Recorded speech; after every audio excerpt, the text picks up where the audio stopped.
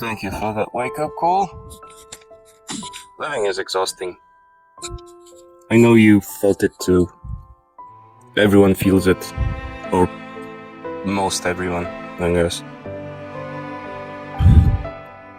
Sometimes I feel like everything is just pointless. And you know what? It is pointless. I mean, not that I would want to unalive myself or anything. It's just there is no rhyme or reason to us being here. Just imagine who we are, where we are. We're just sacks of meat, atoms. Somehow, they're connected a long time ago. And here we are. Connected structures of connected atoms on a huge rock, revolving around a huge reactor. Our sun, our star, that makes it warm enough for us to live. In literally, well, not emptiness, but you get the picture. We're just flying through space. Our planet is just a huge fucking space shuttle that's never going to arrive at its destination. The destination of this planet, the destiny of this planet, is just to be burned to a crisp by your own star. And that will be it. If humanity will exist till that point, it will exist also as some fucking space odyssey ship flying through space and trying to find a new home, because Earth will have already been uninhabitable for quite some time. And I guess seeing our planet explode would be a show for cosmic tourism. Not that people would remember where they came from. Earth would be just some kind of fucking mystery or legend or anything, because humanity would have long been gone from the face of the planet. And yet here we are, completely pointless. There is no rhyme and reason to our existence here. We just are on this planet. I mean, once you think of it, it's a huge coincidence that we are here. It's a huge coincidence that the universe exists. We have no fucking clue what existed before the dawn of time. But once it started to be, when the first stars began to appear, and then die, and another generation of stars began to appear, and then die, and another generation of stars began to appear, and then die, then you get the picture. Out of all those births and deaths, heavier and heavier atoms began to be, and here we are, just structures of atoms. Structures of atoms that somehow are sentient. We think, we are, we have developed quite interesting concepts. And one of those concepts is closely related to the pointlessness of this existence. And that is religion. Because maybe it isn't just pointless, and maybe this huge cosmic coincidence was not a coincidence at all. Maybe it was just some kind of fucking cosmic brain or the being that decided that the chain of coincidences will go this specific way for us to be born. And what does that actually mean?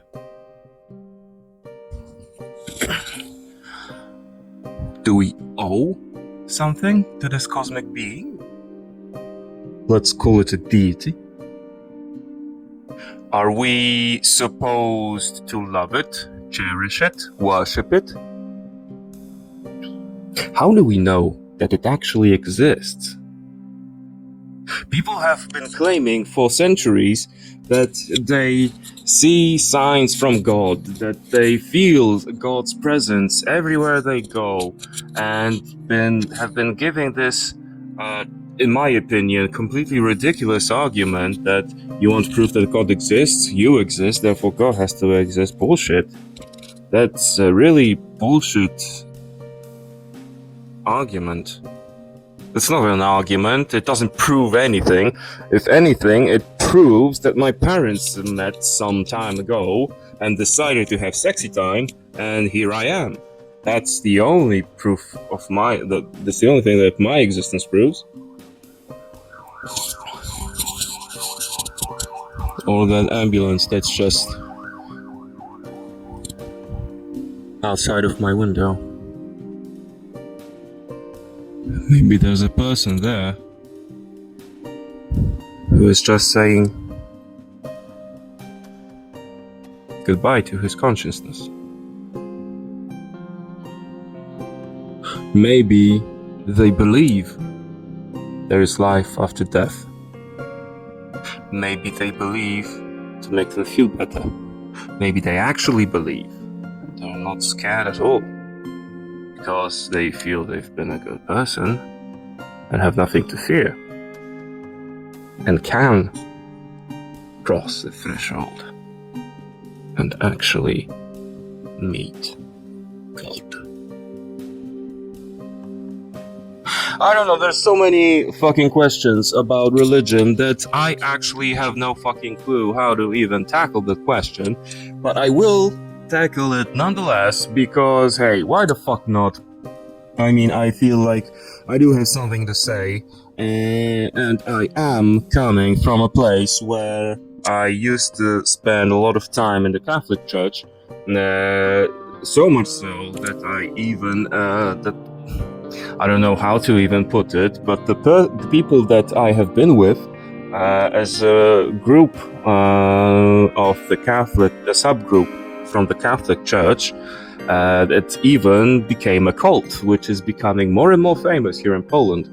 And yes, me as an ex-cultist and an ex-Catholic, because I do not consider myself Catholic anymore, I would like to invite you to listen to some interesting things that many people have been saying over the past years regarding religion, especially the Catholic Church, especially even broader, in a broader sense, Christianity. Because, come to think of it, when you take the Bible and you read it carefully, don't you feel that in a general sense, God is kind of a prick? I don't think of it. You have God, who is described as this all-powerful being that that created people to worship him. I mean, that's already a red flag right there. If you create life just so this life can worship you, I mean, if you were the only being in existence, I can understand that you can get lonely from human experience and perspective. But why would you actually need something to worship you if there's nothing beyond you, right? You simply are, there is no time, there is no space, you are one and everything suddenly comes from you, and you wake up in the morning and you say, hey, fuck it, let me create some beings so that they can worship and cherish me and love me for who I am, because I am so wonderful. Mostly they should worship me and obey me. So that he does. He creates the entire planet, the entire Earth, and everything, and all life. And then the very last thing he does is he creates people. He creates people. He creates Adam and Eve, and he creates specifically Eve as inferior to Adam because Eve is derived from Adam.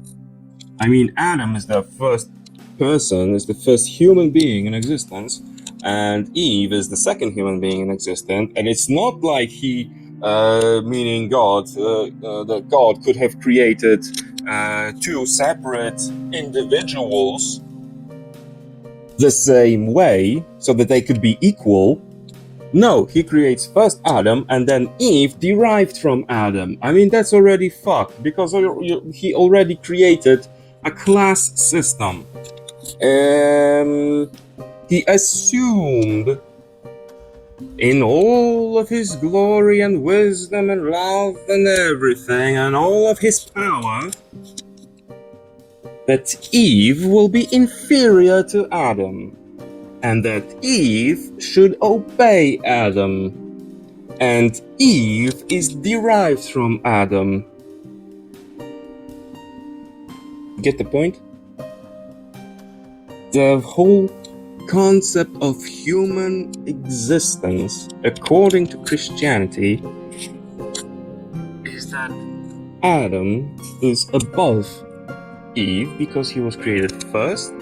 It literally says in the Bible that God made Adam fall asleep, and so that Adam wouldn't be lonely. Adam falls asleep, and God takes one of his ribs and creates Eve from one of his ribs. Why couldn't he have created Eve equal to Adam in the same way as God created Adam? Doesn't make sense whatsoever. But there we are. So you either believe this to be true and believe this to be, how to put it, an order of things to be, so women inferior to men,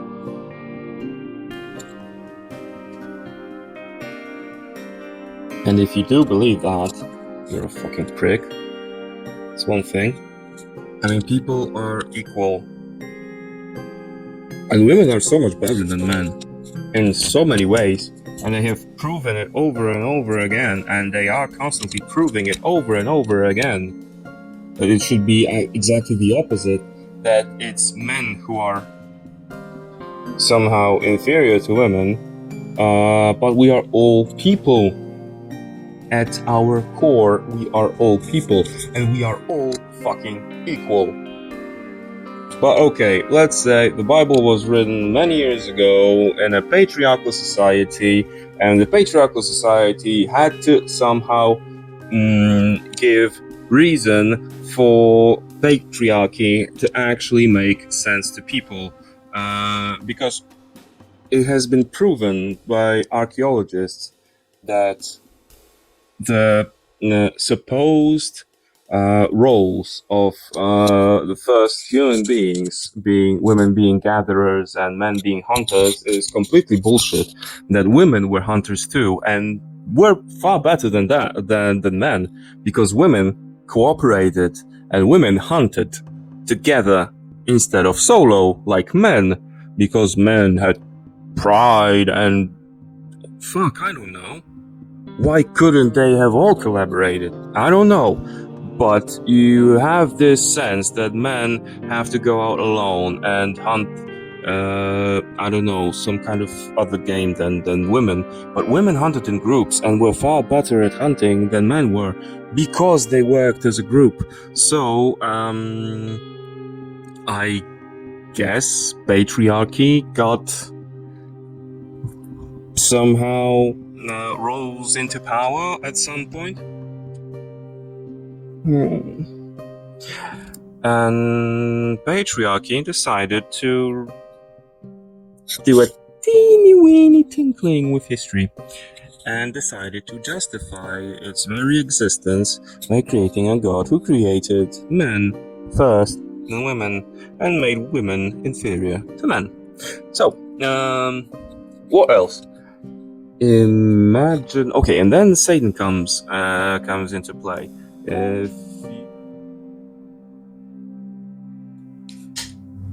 If you want to hear part 2 about Satan, you're gonna have to tune in next week, same place. I promise it's gonna be